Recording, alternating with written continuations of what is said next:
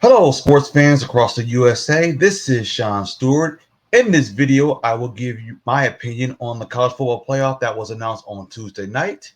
Now, if you are new to the channel, make sure you hit the subscribe button for upcoming videos. Also, support my good friends at Splash Sports as they are a peer-to-peer gaming platform that you can play against your family and friends for cash prizes such as Survivor, Pick'em, One and Done, Quick Picks, and Tiers.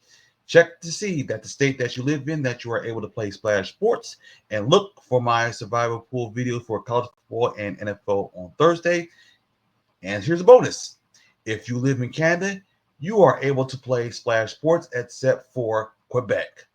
So we can get to the video. So if you did not watch the college football playoffs announcement last night for the rankings, here they are in order from 1 to 12.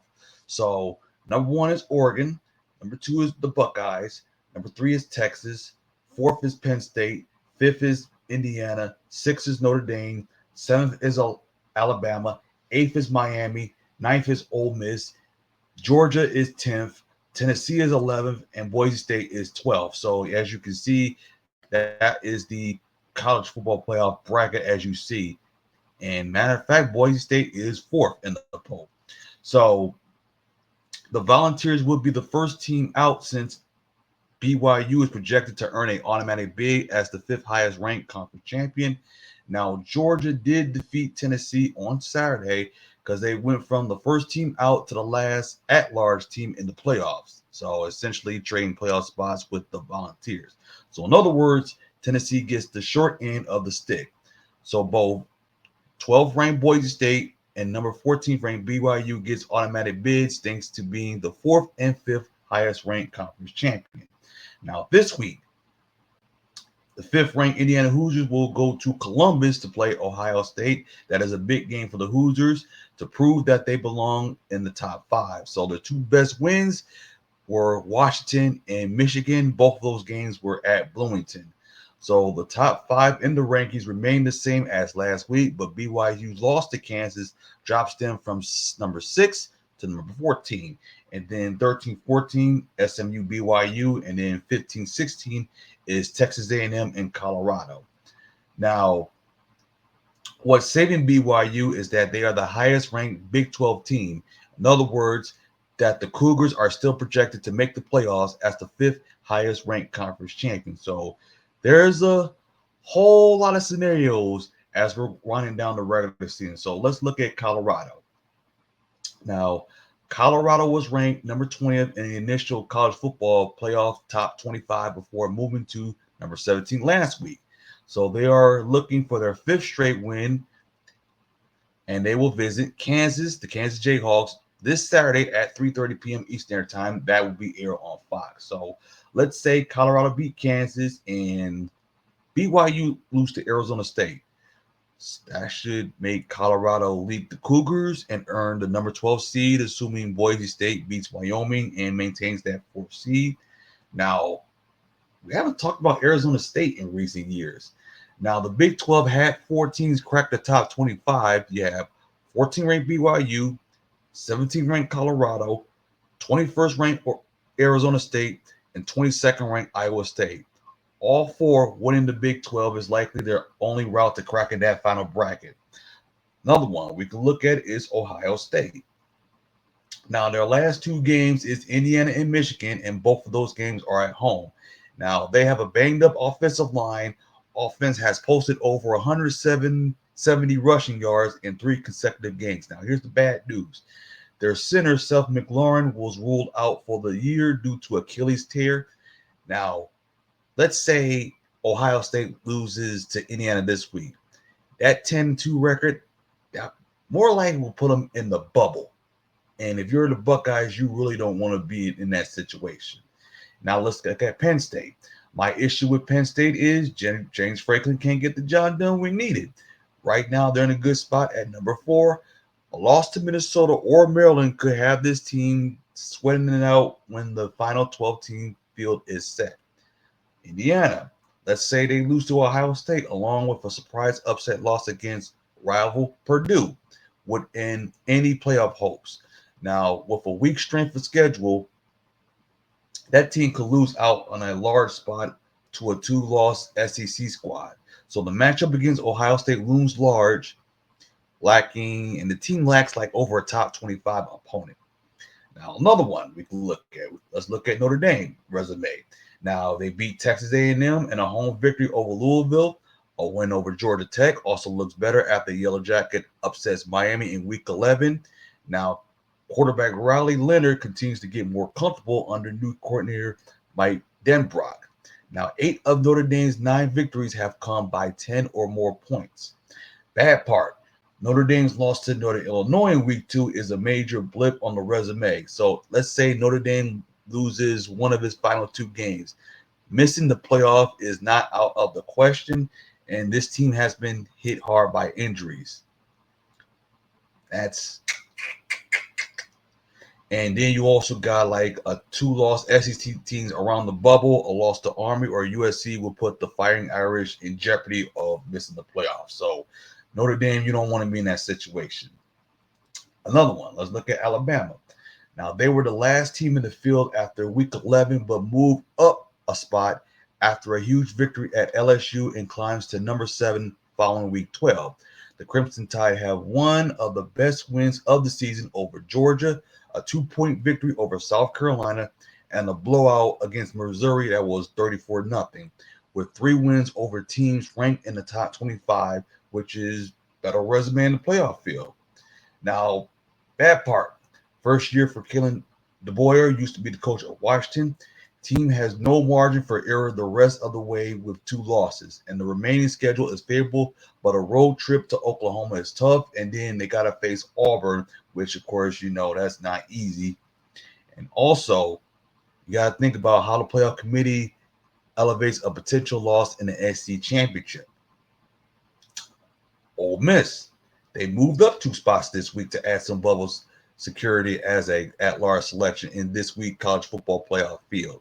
Lane Kiffin's team ranks number 4th in ESPN's SP Plus 134 rankings and is the only team in the nation that ranks in the top 6 nationally in both scoring, offense, and defense.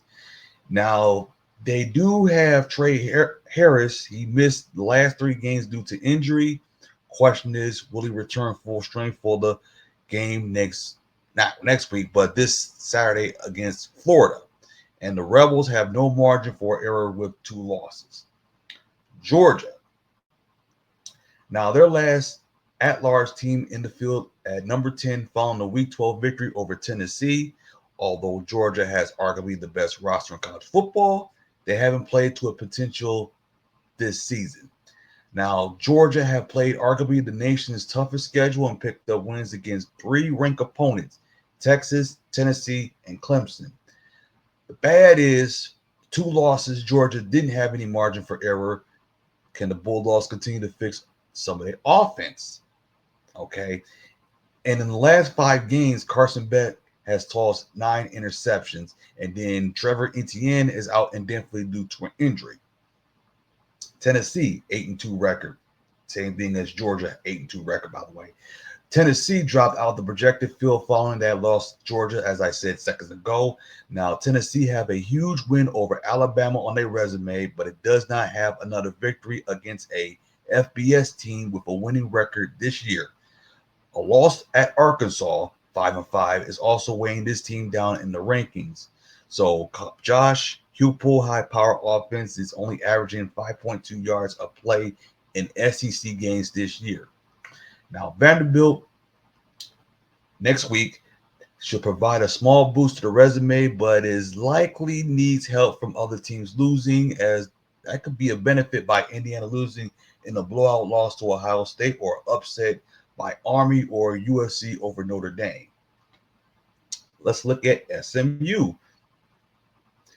Now, SMU went from number 14 to number 13 following last week's win over Boston College. Now, I said before, Mustangs have 2 solid victories because they have beaten ranked teams while Miami have not. They just only beat rivalry teams. So the Mustangs beat Louisville and Pittsburgh, but lost to BYU. Now, according to ESPN's Football Power Index, SMU's strength of schedule is only number 86 nationally.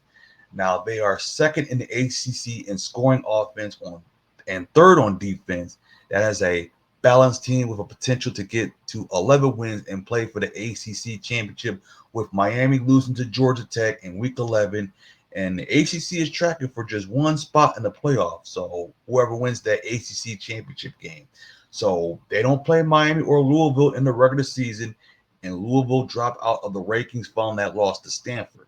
Now, the win over Pitt has lost some of its appeal, with the Panthers dropping out of the rankings in 3 straight games overall. The strength of schedule could be a factor in the at-large race. Let's look at the Texas A&M Aggies. The loss to South Carolina bumped Texas A&M to the wrong side of the playoff bubble, which happened on November 2nd. Now, if Texas A&M wins out and take care of Texas on November 30th, that team will play for the SEC title and playoff berth. Now, the passing offense continued to progress behind redshirt freshman quarterback Marcel Reed. Leading rusher Le'Veon Moss was lost for the year after a knee injury in the loss to South Carolina on November the 2nd. Now, Texas A&M also has to survive a tricky road trip to Auburn this Saturday. Colorado, 2 losses and lacks a victory over a top 25 opponent. Now, the win out with a Big 12 championship, the remaining schedule is favorable. We can agree with that one. But a road trip to Kansas this Saturday is tough. And they're going to have to be perfect to win at Lawrence on November 23rd, considering the remaining schedule, lack of 25 wins, and a team in the same tier in the rankings. So the Buffaloes likely have a slim path to an at-large spot. Clemson, they have a lack of win over a ranked opponent, and they were handled by Georgia 34-3 and Louisville 33-21 in 2 crucial games for positioning in the rankings. Now, Clemson has an intriguing rivalry game. South Carolina left to improve its resume. More likely, that's probably not going to be enough to get into that 12-team field as an at-large selection. They need to win out and get some help with Miami or SMU losing to reach the ACC championship game. So my concern is for Clemson is they rank 6th in the ACC in rushing defense and are 7th in the conference in sacks generated, total of 26. Arizona State. Now, much improved squad in Coach Kenny Dillington's second season doesn't rank highly in the metrics, according to ESPN, number 44 in ESPN SP+. The Sun Devils also lack a victory over the top 25 squad, suffer 2 defeats against unranked opponents. Now, if they want to get in, you got to beat BYU, Arizona, and claim that Big 12 championship. So it's won't be easy. That path is not going to be easy. So this Saturday showdown against BYU is kind of like a toss-up, and the rivalry meeting against Arizona is always tough. That's their rivalry opponent. Iowa State, they had a 7-0 start. They've lost 2 games in a row, Texas Tech and at Kansas, before a rebound victory against Cincinnati in Week 12. Now, Iowa State has had a handful of solid wins, but no victory against the top 25 team, Matt Campbell. And at-large selection is likely out of reach with a number 22nd ranking and not enough marquee games to rise in the top 25. And then you got a couple bubble teams. So in the American, you got Tulane and Army. In Conference USA, you got Jacksonville State, Sam Houston, and Western Kentucky. Then in the MAC, you got Toledo, Miami of Ohio, Bowling Green, and Ohio. Now, in the Mountain West, Boise State is projected in, so more likely they'll win their regular season game and win their conference championship. And the teams that are on the bubble in that conference is UNLV and Colorado State. Sun Belt, you got Louisiana, Texas State, Georgia Southern, Marshall, and James Madison. Independence, Pac-12, Notre Dame is projected in. And then Pac-12 is Washington State, because I did say Washington did have an opportunity, but unfortunately, they blew it. They blew it. Washington State blew that. They blew that game. They blew that game. So that is it for the college football playoff. I just gave you my opinion.